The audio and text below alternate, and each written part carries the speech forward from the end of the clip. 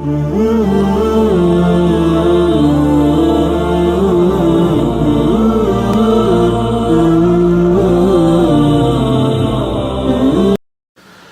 باللہ من الشیطان الرجیم بسم اللہ الرحمن الرحیم یا ایہا الذین آمنوا لا یسخر قوم من قوم عسى ان یکونوا خیرا منہم ولا نساء من نساء عسى ان یکن خیرا منہن ولا تلمزوا انفسکم ولا تنابزوا بالالقاب بئس الاسم الفسوق بعد الایمان ومن لم يتب فاولئک هم الظالمون۔ ہمارے آج کے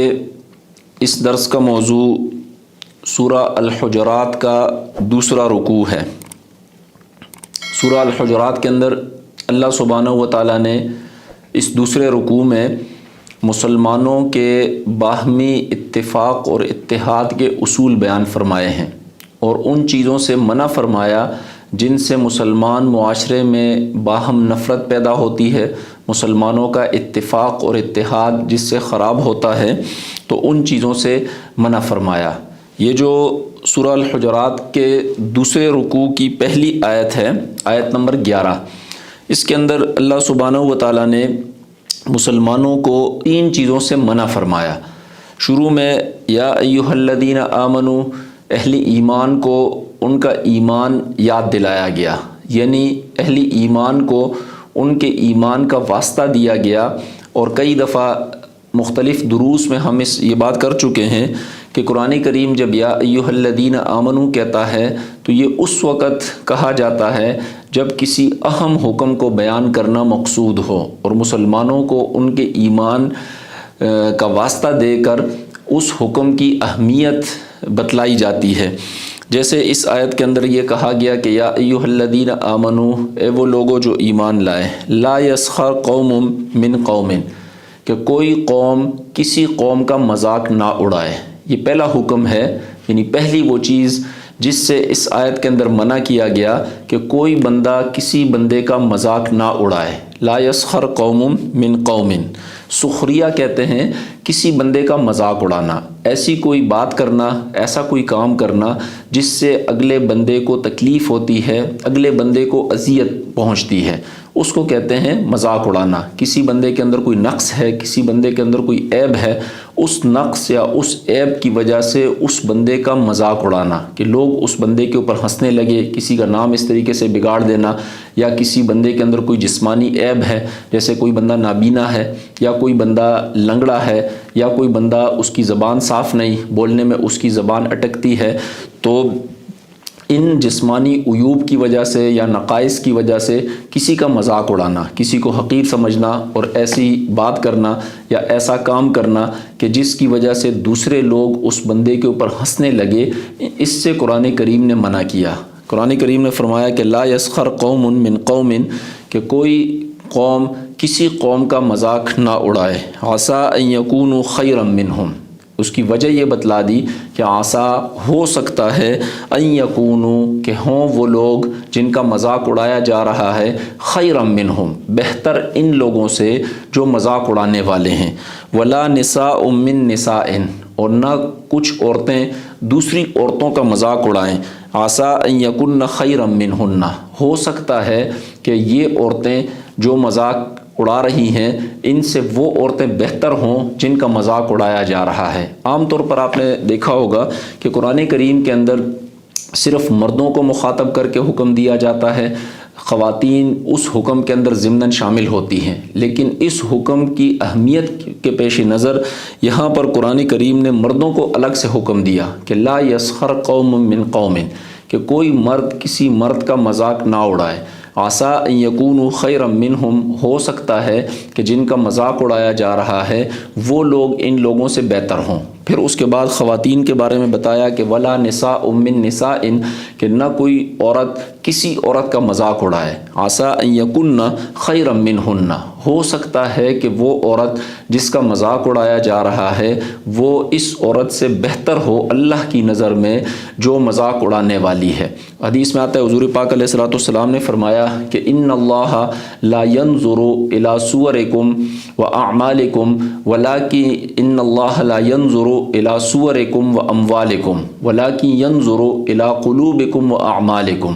کہ اللہ سبحانہ و تعالیٰ تمہاری صورتوں کو اور تمہارے مالوں کو نہیں دیکھتا، وَلَٰكِن يَنظُرُ إِلَىٰ قُلُوبِكُمْ وَأَعْمَالِكُمْ، بلکہ اللہ سبحانہ و تعالیٰ تمہارے دلوں کو دیکھتا ہے اور تمہارے اعمال کو دیکھتا ہے۔ تو ہو سکتا ہے کہ ایک بندہ غریب ہے، اس کے پاس مال کم ہے، لیکن اللہ سبحانہ و تعالیٰ کی نظر میں اس بندے کا رتبہ زیادہ بڑا ہوا ہے، یا ہو سکتا ہے کہ ایک بندہ جسمانی طور پر اتنا خوبصورت نہیں ہے، اس کے اندر کوئی جسمانی عیب موجود ہے، لیکن اللہ سبحانہ و تعالیٰ کی نظر میں اس بندے کا رتبہ ان لوگوں سے زیادہ ہو جو اس بندے کا مذاق اڑاتے ہیں۔ تو اس لیے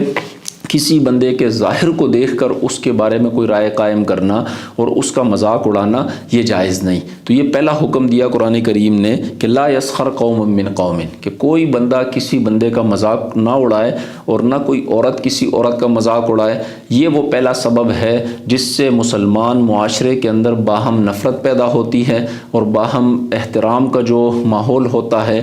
وہ ختم ہوتا ہے۔ تو پہلی بات یہ ارشاد فرمائی کہ مسلمان معاشرے کے اندر کوئی بندہ کسی بندے کا مذاق نہیں اڑائے گا، ہر بندہ دوسرے کو خود سے بہتر سمجھے، ہر بندہ اپنے عیوب کے اوپر نظر رکھے اور دوسرے کی خوبیوں کو ہر بندہ تلاش کرے۔ جب ہر بندہ دوسرے کی خوبیوں کو دیکھے گا، دوسرے کے کمالات کو دیکھے گا، اپنے عیوب اس کے سامنے ہوں گے، تو کوئی بندہ کسی بندے کے بارے میں بری رائے قائم نہیں کرے گا، کوئی بندہ کسی بندے کا مذاق نہیں اڑائے گا۔ تو اس سے باہم پورے معاشرے کے اندر ایک پیار اور محبت کا اور ایک احترام کا ماحول پیدا ہوگا، اور اسلام کی یہی منشا ہے کہ تمام ایمان والے انما المؤمنون اخوہ، کہ ایمان والے آپس میں بھائی ہیں، لہٰذا ان کے درمیان کا جو ماحول ہے آپس میں ان کا ماحول وہ بالکل بھائیوں والا ماحول ہونا چاہیے، آپس میں ادب و احترام کا اور آپس میں پیار و محبت کا ایک ماحول ہونا چاہیے، ہر بندہ دوسرے کی عزت کرے، ہر بندہ دوسرے کا احترام کرے۔ تو یہ منع کیا گیا کہ لا یسخر قوم من قوم، کہ کوئی بندہ کسی بندے کا مذاق نہ اڑائے، ولا نساء من نساء، اور نہ کوئی عورت کسی عورت کا مذاق اڑائے، اس لیے کہ ہو سکتا ہے عسیٰ ان یکونوا خیرا منہم، کہ ہو سکتا ہے کہ جس بندے کا مذاق اڑایا جا رہا ہے اللہ کی نظر میں وہ بندہ اس دوسرے بندے سے بہتر ہو۔ اسی طرح اگر ایک عورت دوسری عورت کا مذاق اڑاتی ہے تو ہو سکتا ہے کہ اللہ کی نظر میں جس عورت کا مذاق اڑایا جا رہا ہے، جس کو کمتر اور حقیر سمجھا جا رہا ہے، ہو سکتا ہے کہ اللہ کی نظر میں اس عورت کا رتبہ، اس کا مرتبہ اس عورت سے زیادہ ہو جو مذاق اڑا رہی ہے۔ تو قرآن کریم نے کہا عسیٰ ان یکن خیرا منہن ولا تلمزوا انفسکم۔ پھر ایک اور اگلا ایک معاشرتی ادب بتلایا گیا کہ ولا تلمزوا انفسکم، کہ تم تانا نہ دو۔ لمز کہتے ہیں تانا دینے کو، کسی کو اس کی کوئی برائی یا اس کی کوئی کمی یاد دلا کر اس کے منہ پر تانا دینا، اس کو شرمندہ کرنا، اس کو عربی زبان کے اندر لمز کہتے ہیں۔ تو قرآن کریم نے منع کیا کہ ولا تلمزوا، کہ تم تانا نہ دو انفسکم، آپس میں ایک دوسرے کو۔ خود انفسکم کا لفظی ترجمہ ہے کہ تم تانا نہ دو خود اپنے آپ کو، کیونکہ کسی مسلمان کو تانا دینے کا مطلب یہ ہے کہ یہ بندہ خود اپنے آپ کو تانا دے رہا ہے، کیونکہ مسلمان آپس میں بھائی ہوتے ہیں۔ تو جو بندہ دوسرے کے بارے میں جو سمجھتا ہے تو گویا کہ وہ اپنے بارے میں بھی وہی سمجھتا ہے۔ اب ایک بندہ دوسرے مسلمان کو تانا دے رہا ہے تو اس کا مطلب یہ ہے کہ وہ خود اپنے آپ کو تانا دے رہا ہے۔ تو قرآن کریم نے منع کیا کہ ولا تلمزوا انفسکم، کہ تم خود اپنے آپ کو تانے نہ دو، یعنی ایک دوسرے کو تانے نہ دو۔ ولا تنابزوا بالالقاب، اگلا حکم یہ دیا گیا کہ ولا تنابزوا بالالقاب، کہ ایک دوسرے کو برے لقبوں سے نہ پکارو، برے نام کے ساتھ ایک دوسرے کو نہ پکارو۔ یہ سارے معاشرتی آداب بیان ہو رہے ہیں کہ اگر ایک بندہ دوسرے بندے کا مذاق نہیں اڑائے گا، کوئی بندہ کسی بندے کو تانا نہیں دے گا، کوئی بندہ کسی بندے کو برے لقب سے نہیں پکارے گا، یعنی ایسے نام سے کسی کو پکارنا کہ جس سے اس کو اذیت ہوتی ہے، جس سے اس کو تکلیف پہنچتی ہے۔ آپ نے دیکھا ہوگا ہمارے معاشرے کے اندر لوگوں کو مختلف ناموں سے یاد کیا جاتا ہے، جبکہ حدیث میں آتا ہے حضور پاک علیہ الصلوۃ والسلام نے فرمایا کہ ایک مومن کا دوسرے مومن پر حق ہے کہ اس کو اس کے پسندیدہ نام کے ساتھ پکارا جائے، کہ جس نام کو وہ پسند کرتا ہے اس نام کے ساتھ اور اس لقب کے ساتھ اس کو پکارا جائے۔ عرب کے اندر یہ رواج تھا کہ لوگ کنیت استعمال کرتے تھے، جیسے ابو بکر، جیسے ابو حفص، ایسے کنیت استعمال کرتے تھے، وہ لفظ استعمال کرتے تھے، وہ نام استعمال کرتے تھے جس کو اگلا بندہ پسند کرتا تھا۔ تو حضور پاک علیہ الصلوۃ والسلام نے فرمایا کہ ایک مومن کا دوسرے مومن کے اوپر یہ حق ہے کہ وہ اس کو اچھے نام کے ساتھ پکارے۔ اس سے خود بخود یہ بات معلوم ہوئی کہ برے نام سے کسی کو پکارنا یا برے لقب سے کسی کو پکارنا یہ جائز نہیں۔ قرآن کریم نے واضح طور پر اس سے منع کیا کہ وَلَا تَنَابَزُوا بِالْأَلْقَابِ، کہ ایک دوسرے کو برے لقب کے ساتھ اور برے نام کے ساتھ ایک دوسرے کو نہ پکارو۔ بئس الاسم الفسوق بعد الایمان، پھر اس کے بعد یہ بات ارشاد فرمائی کہ بئس الاسم، کہ بہت برا نام ہے، الفسوق، گناہ کا، بعد الایمان، ایمان لانے کے بعد، کہ ایمان لانے سے پہلے تو کوئی بندہ کسی حکم کا پابند نہیں ہوتا، کوئی تہذیب نہیں ہوتی، کوئی ادب و احترام نہیں ہوتا، تو ایک بندہ کچھ بھی کرتا ہے، وہ دوسروں کا مذاق اڑاتا ہے، اس کے اندر تکبر ہوتا ہے، وہ دوسروں کو حقیر سمجھتا ہے، وہ دوسروں کو طعنے دیتا ہے، وہ دوسروں کو برے لقبوں سے پکارتا ہے۔ لیکن ایمان لانے کے بعد پھر کسی کے اوپر فسوق کا نام لگنا، کسی کے اوپر گناہ کا نام لگنا، یہ بہت بری بات ہے۔ بئس الاسم، کہ بہت برا نام ہے گناہ گاری کا، نافرمانی کا، ایمان لانے کے بعد۔ کہ اسلام نے، قرآن نے یہ حکم دیا کہ کوئی بندہ کسی بندے کو طعنہ نہیں دے گا، کوئی بندہ کسی بندے کا مذاق نہیں اڑائے گا، اور کوئی بندہ کسی بندے کو برے لقب کے ساتھ اور برے نام کے ساتھ نہیں پکارے گا۔ اب اگر کوئی بندہ کسی کو طعنہ دیتا ہے، کوئی بندہ کسی کا مذاق اڑاتا ہے، کوئی بندہ کسی کو برے لقب سے پکارتا ہے، تو اس کا مطلب یہ ہے کہ وہ اس قرآنی حکم کے اوپر عمل نہیں کرتا، اور جو اس قرآنی حکم کے اوپر عمل نہیں کرے گا تو اس کا مطلب ہے کہ وہ بندہ گناہ گار ہے، وہ بندہ فاسق ہے۔ اور قرآن کریم نے کہا کہ ایمان لانے کے بعد اگر کسی کے اوپر گناہ گاری کا الزام لگ جاتا ہے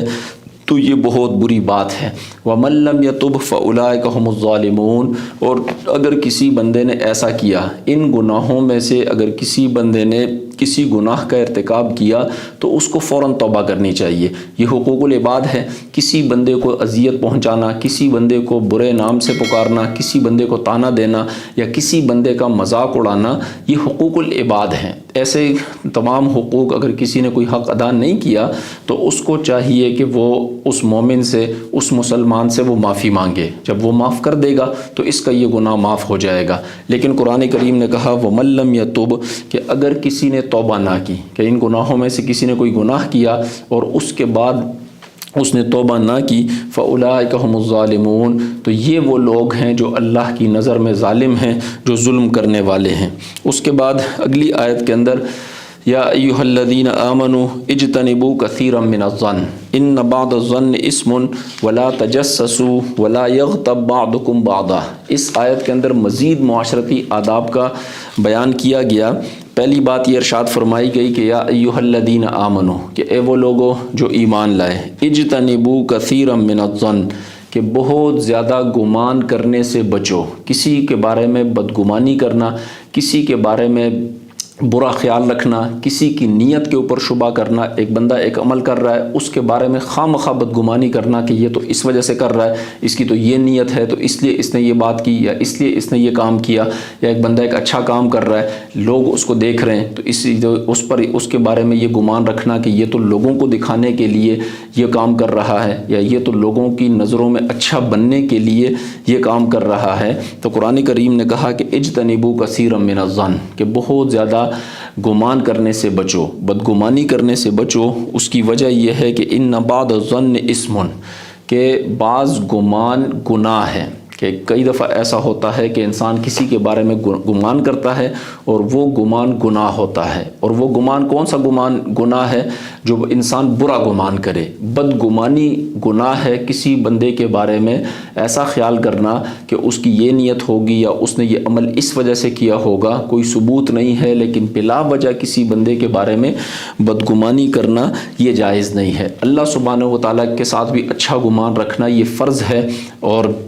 ایک حدیث میں آتا ہے حضور پاک علیہ الصلوۃ والسلام نے فرمایا کہ اللہ سبحانہ و تعالیٰ فرماتے ہیں کہ انا عند ظن عبدی بی، کہ میں بندے کے ساتھ اسی طرح معاملہ کرتا ہوں جیسا وہ میرے ساتھ گمان رکھتا ہے، جیسا اس کا گمان ہوتا ہے میرے بارے میں اس کے ساتھ اسی طرح کا معاملہ کرتا ہوں۔ تو اللہ سبحانہ و تعالیٰ کے بارے میں اچھا گمان رکھنا یہ بھی ضروری ہے، اسی طرح مسلمانوں کے بارے میں اچھا گمان رکھنا یہ بھی ضروری ہے۔ قرآن کریم نے منع کیا کہ اجتنبوا، کہ تم اپنے آپ کو بچاؤ کثیر من الظن، بہت زیادہ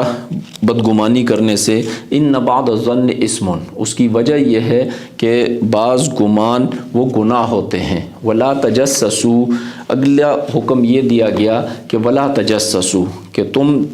تجسس میں نہ پڑو، کسی بندے کی بات کی ٹوہ کے اندر نہ پڑو، کسی بندے کے رازوں کے اوپر مطلع ہونے کی کوشش نہ کرو۔ ولا تجسسوا، کہ تجسس کرنا جائز نہیں ہے، کہ ایک انسان دوسرے بندے کی بات سننے کی کوشش کرے، دیوار کے پیچھے کسی کی بات سننے کی کوشش کرے، ایک انسان سو رہا ہے خود کو سوتا ہوا ظاہر کرے اور دوسروں کی بات سننے کی کوشش کرے۔ اسی طرح کسی کا موبائل فون ہے، اس کے میسیجز کو بلا اس کی اجازت کے پڑھنے کی کوشش کرے، کسی بندے کی پرائیویسی کا خیال نہ کرنا، یہ تجسس کے اندر داخل ہے۔ اور قرآن کریم نے منع کیا کہ ولا تجسسوا، کہ تجسس کرنا، ٹوہ میں لگنا، دوسروں کے رازوں کے اوپر مطلع ہونا، دوسرے کی پرائیویسی کو خراب کرنا اس کی اجازت کے بغیر، قرآن کریم نے اس سے منع کیا کہ ولا تجسسوا، کہ تم تجسس نہ کرو۔ ولا یغتب بعضکم بعضا، پھر اس کے بعد ایک اور بہت بڑا حکم ارشاد فرمایا گیا کہ ولا یغتب، کہ کوئی غیبت نہ کرے،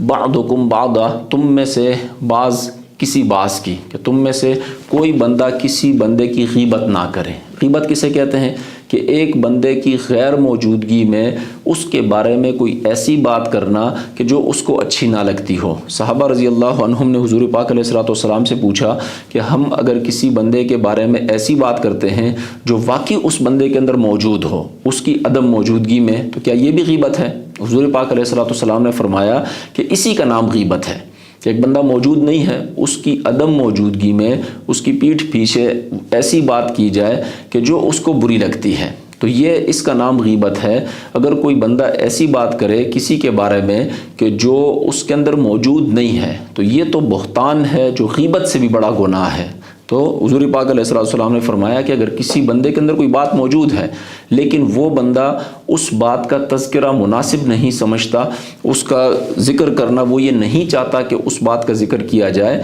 وہ اگر اس کی عدم موجودگی میں کوئی بندہ اس بات کا ذکر کرے گا تو اس کا نام غیبت ہے۔ تو قرآن کریم نے کہا ولا یغتب بعضکم بعضا، کہ کوئی بندہ کسی بندے کی غیبت نہ کرے، کیونکہ غیبت بہت ساری خرابیوں کی جڑ ہے۔ ایک انسان موجود نہیں ہے، اس کی عدم موجودگی میں اس کے بارے میں کوئی بری بات کرنا یہ غیبت ہے اور یہ ناجائز ہے۔ اس کی وجہ یہ ہے کہ یہ انسان تب کرتا ہے جب اس کے دل کے اندر کوئی بغض ہوتا ہے، اس کے دل کے اندر نفرت ہوتی ہے، اس کے دل کے اندر کینہ ہوتا ہے۔ یہ بنیاد ہوتی ہے کہ باہم دلوں کے اندر کدورت آ جاتی ہے، دل پھٹ جاتے ہیں اور آپس میں محبت ختم ہو جاتی ہے۔ تو قرآن کریم نے غیبت کرنے سے منع کیا کہ ولا یغتب بعضکم بعضا، کہ کوئی بندہ کسی بندے کی غیبت نہ کرے۔ اور غیبت کرنا اتنا بڑا گناہ ہے کہ حضور پاک علیہ الصلوۃ والسلام نے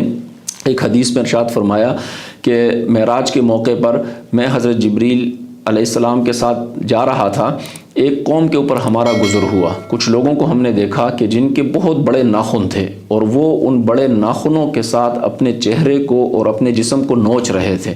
میں نے حضرت جبریل سے پوچھا کہ یہ کون لوگ ہیں؟ حضرت جبریل نے فرمایا کہ یہ وہ لوگ ہیں جو ایک دوسرے کی غیبت کیا کرتے تھے، تو آج ان کو یہ سزا ملی کہ ان کے بڑے بڑے ناخن ہیں، بڑے لوہے کے بنے ہوئے ناخن ہیں، اور یہ ان ناخنوں سے اپنا چہرہ نوچ رہے ہیں اور اپنے جسم کو نوچ رہے ہیں۔ تو یہ قرآن کریم نے منع کیا کہ ولا یغتب بعضکم بعضا، کہ کوئی بندہ کسی بندے کی غیبت نہ کرے۔ ایحب احدکم ان یاکل لحم اخیہ میتا فکرہتموہ، آگے قرآن کریم نے ایک حصی مثال دی کہ ایک مسلمان کی غیبت کرنا ایسا ہے جیسے کوئی بندہ اپنے کسی مردہ بھائی کے گوشت کو کھائے۔ حالانکہ کوئی بندہ بھی اس کو پسند نہیں کرتا کہ اس کا بھائی وہ مرا ہوا ہو، اس کی لاش پڑی ہوئی ہو اور اس کی لاش کا گوشت جو نا کوئی انسان کھائے، تو کوئی بھی انسان اس کو اچھا نہیں سمجھتا۔ تو قرآن کریم نے تشبیہ دی کہ کسی مسلمان کی غیبت کرنا بالکل ایسا ہے جیسے اپنے مردہ بھائی کی لاش میں سے گوشت کو کھانا۔ قرآن کریم نے کہا کہ ایحب احدکم،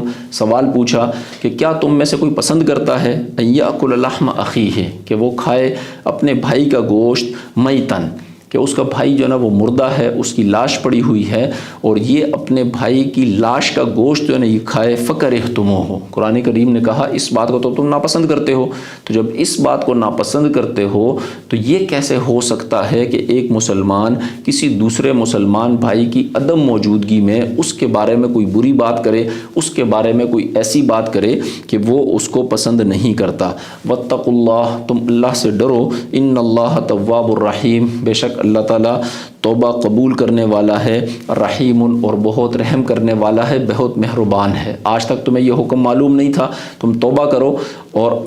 آج کے بعد تمہیں یہ حکم معلوم ہو گیا، لہٰذا ان تمام معاشرتی برائیوں سے خود کو بچاؤ۔ تو اس آیت کے اندر 3 چیزوں سے منع کیا گیا۔ پہلی چیز جس سے منع کیا گیا وہ تو یہ تھی کہ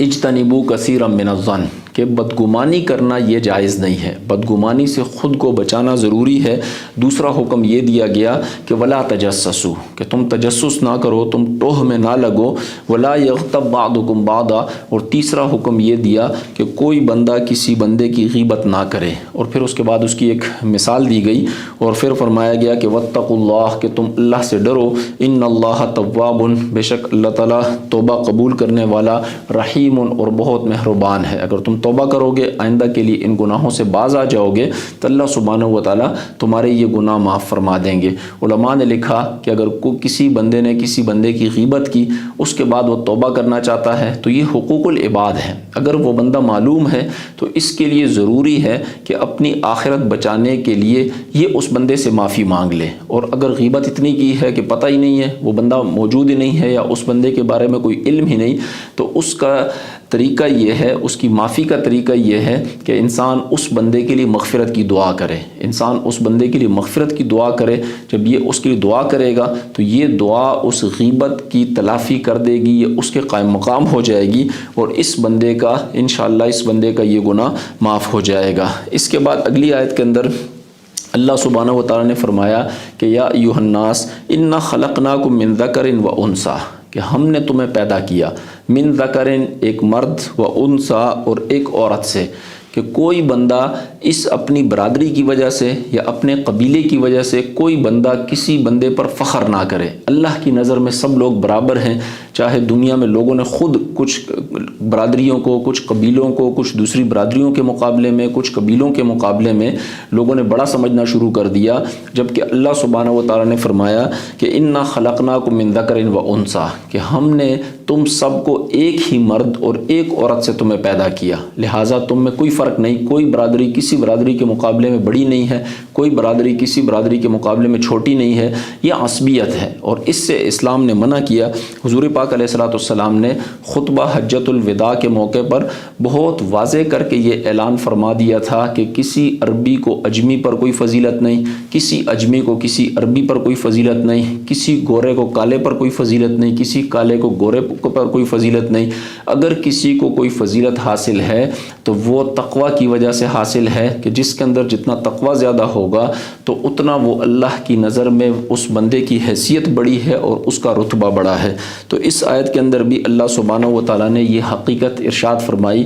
کہ انا خلقناکم، کہ ہم نے تمہیں پیدا کیا، اور ہمیں پتہ ہے کہ تمہاری حیثیت کیا ہے، من ذکر و انثی، ایک مرد اور ایک عورت سے تمہیں پیدا کیا، وجعلناکم شعوبا وقبائل، اور ہم نے تمہیں تقسیم کیا، وجعلناکم، ہم نے بنایا تمہیں، شعوبا، مختلف قومیں، وقبائل، اور مختلف قبیلے، قوموں میں تمہیں تقسیم کیا، خاندانوں کے اندر تمہیں تقسیم کیا، لتعارفوا، تاکہ تم ایک دوسرے کو پہچان سکو۔ اگر یہ قومیں نہ ہوتی، اگر یہ مختلف خاندان نہ ہوتے تو پہچان کرنا مشکل ہوتا، تو اس لیے اللہ سبحانہ و تعالیٰ نے ایسا کیا۔ اللہ سبحانہ و تعالیٰ نے فرمایا کہ ہم نے خود ایسا کیا کہ جعلناکم شعوبا وقبائل، کہ ہم نے تمہاری مختلف قومیں بنا دی، ہم نے تمہارے مختلف خاندان بنا دیے، لتعارفوا، تاکہ تم ایک دوسرے کو پہچان سکو۔ جیسے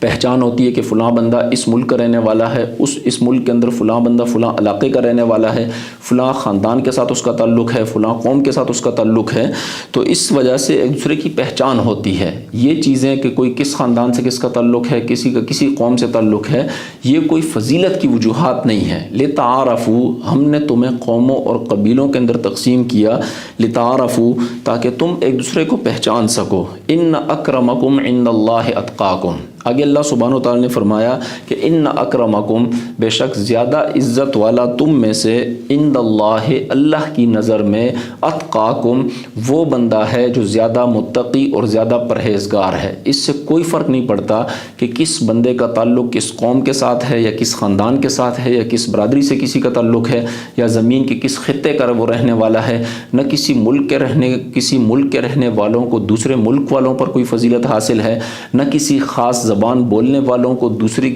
کسی زبان بولنے والے پر کوئی فضیلت حاصل ہے، نہ کسی خاندان اور برادری کی بنیاد پر کسی کو کوئی فضیلت حاصل ہے۔ قرآن کریم نے ایک آفاقی اصول بیان کیا کہ ان اکرمکم عند اللہ اتقاکم، جو زیادہ متقی ہے، جو زیادہ پرہیزگار ہے، جو اللہ کے زیادہ قریب ہے، جو اللہ کے احکامات پر زیادہ عمل کرنے والا ہے، تو وہ بندہ زیادہ معزز ہے، وہ زیادہ عزت والا ہے۔ برادری اللہ کی نظر میں، برادری کی بنیاد پر انسانوں میں کوئی تقسیم نہیں، قوموں کی بنیاد پر انسانوں میں کوئی تقسیم نہیں، انسانوں کی رنگت کی بنیاد پر، انسانوں کے علاقوں کی بنیاد پر کوئی تقسیم نہیں۔ تقسیم اگر ہے تو وہ تقوی اور پرہیزگاری کی بنیاد پر ہے۔ ان اکرمکم، کہ بے شک تم میں زیادہ عزت والا اللہ کے نزدیک، اتقاکم، وہ ہے جو تم میں سے زیادہ متقی اور پرہیزگار ہے۔ ان اللہ علیم خبیر، تمہارا یہ عقیدہ ہونا چاہیے کہ بے شک اللہ سبحانہ و تعالی علیم، علم والے ہیں، بہت زیادہ علم والے ہیں، ہر چیز کو جانتے ہیں،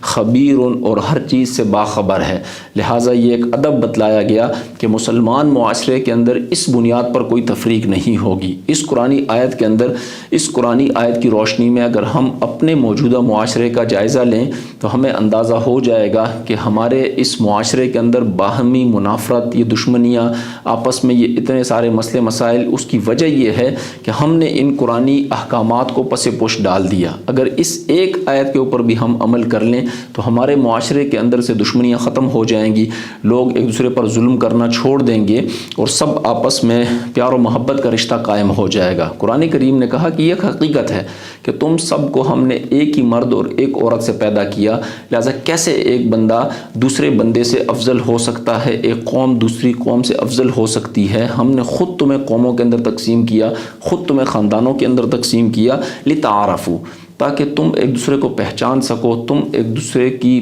معرفت حاصل کر سکو۔ ان اکرمکم عند اللہ اتقاکم، کہ تم میں سے زیادہ عزت والا اللہ کے نزدیک وہ ہے جو متقی اور پرہیزگار ہے۔ کسی برادری کے اندر پیدا ہو جانا، کسی قوم سے کسی کا تعلق ہو جانا، یہ تو غیر اختیاری چیز ہے۔ کوئی بندہ اپنی مرضی سے کسی قوم میں پیدا نہیں ہوتا، کوئی بندہ اپنی مرضی سے کسی خاص ملک کے اندر پیدا نہیں ہوتا، یہ تو غیر اختیاری چیزیں ہیں۔ ان چیزوں پر کیسے، ان چیزوں کی بنیاد پر کیسے ایک انسان کو دوسرے انسان پر کوئی برتری اور فضیلت حاصل ہو سکتی ہے؟ برتری اور فضیلت تو حاصل ہوتی ہے اس چیز کی بنیاد پر جو ہر انسان کے لیے برابر ہو، جو کسبی چیز ہو، انسان اپنی محنت سے، انسان کسب سے اس چیز کو حاصل کر سکتا ہو،